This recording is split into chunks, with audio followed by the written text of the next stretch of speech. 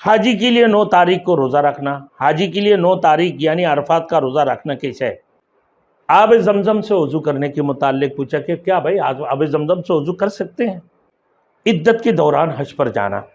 मैंने अपने वालिद और वालिदा दोनों के साथ हज पर जाने का इरादा किया था, लेकिन अब वालिद साहब का इंतकाल हो गया और वालिदा इद्दत में है। तो उन सूरतों में इद्दत के अंदर वालिदा सफ़र हज जा सकती है। हज का तलबिया मौकूफ़ करने का वक्त कौन सी है? किस वक्त हज के तलबिया मौकूफ़ की जाए?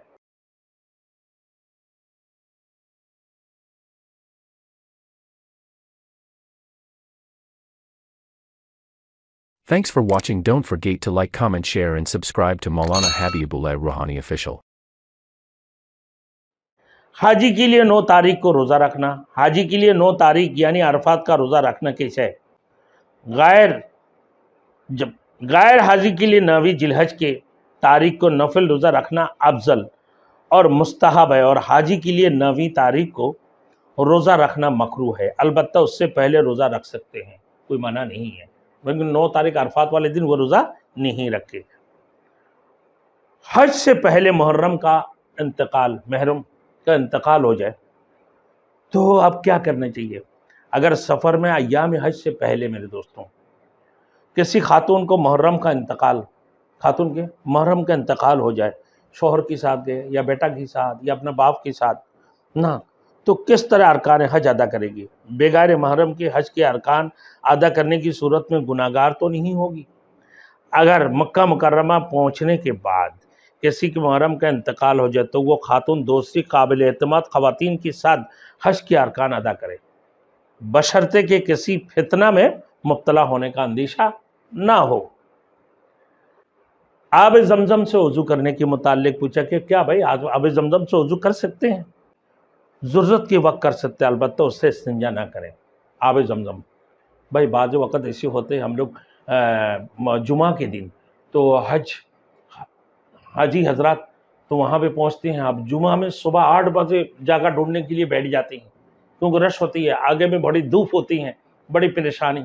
वो बैतुल्लाह की तवाफ़ भी कर रहे हैं, तो बैतुल्लाह की तवाफ़ करने के बाद फिर उसके बाद वो कुरान मजीद की तिलावत करने के लिए बैठ जाता है। अब मुश्किल है, 8 बजे के बाद 8 के बाद 9, 10, 11, 12, 1, 5 घंटा 6 घंटा तक बाज़ लोग कमज़ोर होते हैं, वज़ू नहीं रख सकते हैं। तो उन सूरतों में अगर वज़ू टूट जाए तो आब जमजम ज़रूरत के वक़्त में आब जमजम से वज़ू कर सकते हैं। ऐसे हो जाते हैं, कर लेते हैं। भाई गिलास लिया ना, आप वज़ू की फ़राइज़ अदा कर लें ना, वज़ू की फ़राइज़ अदा, क्योंकि इतना पानी तो आपको मिल नहीं सकता। 1 गिलास 2 गिलास 3 गिलास मिल गया आपको, तो वहाँ जो लोग खड़े हैं खादिम हजरात, उनसे अगर बोलेंगे कि भाई थोड़ी सी पानी, तो अब वो 1 गिलास दे दिया। आपने खड़े होकर हमने देखा, हमने भी ऐसे हुआ एक मरतबा कि हमने ख़ुद भी वज़ू कर ली। इद्दत के दौरान हज पर जाना। मैंने अपने वालिद और वालिदा दोनों के साथ हज पर जाने का इरादा किया था, लेकिन अब वालिद साहब का इंतकाल हो गया और वालिदा इद्दत में है। तो उन सूरतों में इद्दत के अंदर वालिदा सफ़र हज जा सकती है कि जब तक इद्दत पूरी ना हो जाए उस वक़्त तक वो सफ़र हज पर नहीं जा सकती है। देखिए इद्दत की कितनी बड़ी अहमियत है, हज के लिए भी नहीं जा सकती इद्दत पर ख़त्म करने से पहले। अब आइए कि मकरूह औक़ात कौन सी है जिनमें नफल नमाज़ें पढ़ना मकरूह है? क्या मस्जिद हराम में इसके लिए कोई अलामत या निशानी होती है या नहीं? तो नमाज के लिए मकरूह औक़ात 5 है। एक, सूरज तुलू होने का वक्त। दूसरा, सूरज गुरूब होने का वक्त। देखें, सूरज तुलू होने का वक्त है, सूरज गुरूब होने का वक्त ना। अब अक्सर लोग हमने देखा हूँ, भाई तवाफ़ किया, तवाफ़ करने के बाद तवाफ़ की 2 रकात नमाज जो वाजिब, ये नफिल है, अदा करना है। 2 रकात नमाज नफिल वाजिब है, तवाफ़ की नमाज।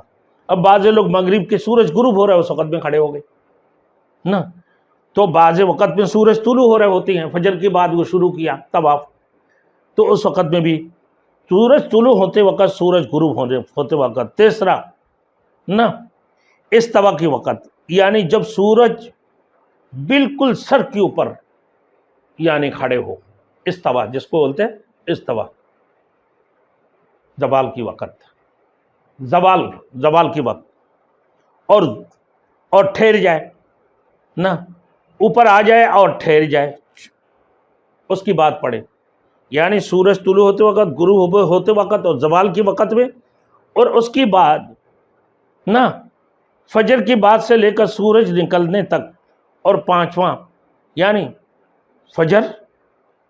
فجر کے بعد سے لے کر سورج نکلنے تک، اس کی درمیان بھی کوئی نماز نفل نہیں ہوتی ہے۔ سورج نکلنے کے بعد اب نفل ادا کر سکتے۔ عصر کی نماز کے بعد سے غروب آفتاب تک یہ اوقات مکروہ کہلاتے ہیں۔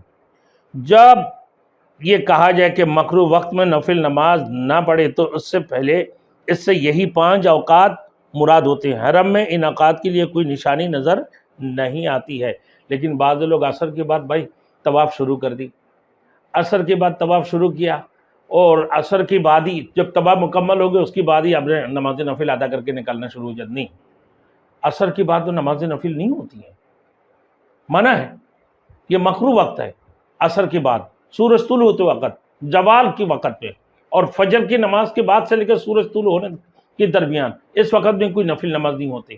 عصر کی نماز سے لے کے مغرب تک اس کی درمیان کوئی نفل، ہاں آپ اوپر جا کے تھوڑی دیر ٹھہر جائیں، ٹھہرنے کے بعد جب آپ دیکھ رہے ہیں مغرب کی وقت ہو گیا، یا مغرب کی نماز پڑھ لیں آپ، یا پھر آپ دیکھ رہے ہیں کہ مغرب کی اذان شروع ہو گئی، اذان ختم ہوتے ہی آپ 2 رکعت نماز واجب ادا کر لیں، یہ نماز کے بعد آپ ادا کر لیں۔ حج کا تلبیہ موقوف کرنے کا وقت کون سی ہے؟ کس وقت حج کے تلبیہ موقوف کی جائے؟ یعنی رک جائے جب 10ویں تاریخ کو جمرہ اوپر یعنی بڑے شیطان کو کنکریاں مارے نہ، تو پہلے کنکری پر تلبیہ موقوف کر دیں، تکبیر کہہ کر کنکریاں ماریں بس۔ مسجد حرام میں ہونے والے واعظ سننا، بعض لوگ کہتے ہیں دیکھیں میرا دوستوں مسلک حنفی ہے، شافی، مالک، حنبلی، اور ہمارے یہاں غیر مقلد حضرات بھی وہاں پہ مکے میں اپنا ٹھکانہ بنا دیا۔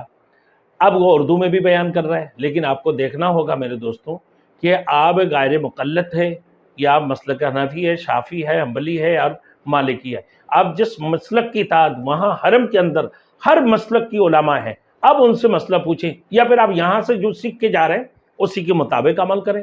بھائی ہمارے عالمگیر آئل فیئر والے حاجی کیمپ میں جو تربیت دیتے ہیں، پھر عالمگیر آئل فیئر والے بھی جو تربیت دے رہے ہوتے ہیں میرے دوستوں، بڑے بہترین انداز سے سکھا رہے ہوتی ہیں ایک ایک کو نا، اور حرام بننے کا طریقہ بھی سکھاتے ہیں۔ اب بہتر یہ ہے کہ عالمگیر میں جا کے آپ شامل ہو جائیں، تو آپ کے لیے بہترین طریقہ یہ وہاں سے سیکھ کر پھر آپ آگے نکلیں، تو یہ آپ کے لیے سب سے بہتر ہے۔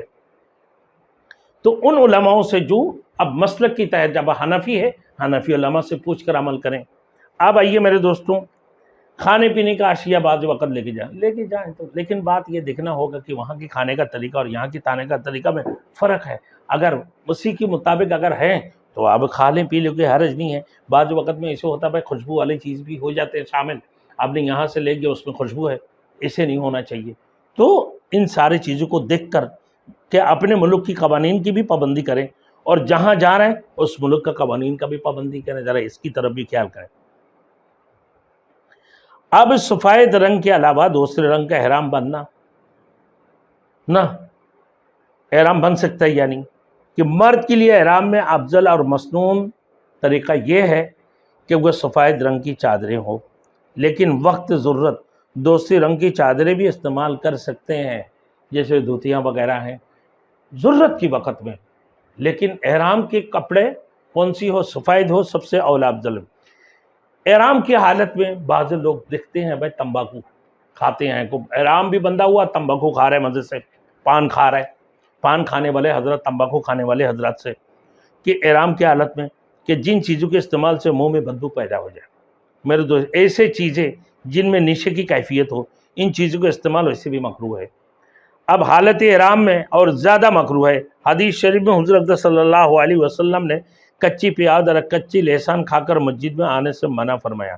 اس کی وجہ یہ ہے کہ اس کی بو سے آس پاس والوں کو بھی تکلیف ہوتی ہے اور اللہ کی فرشتوں کو بھی اذیت ہوتی ہے، تو اس لیے اس کا اہتمام کرنا چاہیے کہ ہر وہ چیز جس سے منہ میں بدبو پیدا ہو نہ، ان کو حتی الامکان استعمال نہ کرے۔ بعض لوگ مینا کے اندر دیکھتا ہوں کچھ سگریٹیں دبا دھب پی رہے، دبا دھب، احرام کی حالت میں بھائی اس میں خوشبو ہے، اللہ کی بندے، یہ بدبو بھی ہے، خوشبو۔ آپ دوسرے سگریٹ किस्म बकिस्म की खुशबू बदबू वाली सिगरेटें होती हैं। खबर अब इससे एहराम की हालत में हैं और ऐसी चीज़ें आप इस्तेमाल करेंगे तो आपको दुम देना लाजमी हो जाएगा मेरे दोस्तों ना।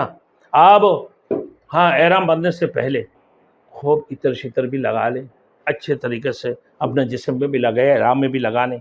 उसकी अच्छे तरीके से अगर आपने तंबाकू वगैरह खा ली है यानी पान वगैरह खाया तो उन सूरतों में सही तरीके से मिसवाक कर लें। मिसवाक करने के बाद फिर जो है ना आप एहराम की इस्तेमाल करें, ना कोई बदबूदार चीज़ ना हो। अब मेरे दोस्तों एहराम बांधने का तरीका मैं आपको बताता हूँ कि एहराम कैसे बांधी जाए।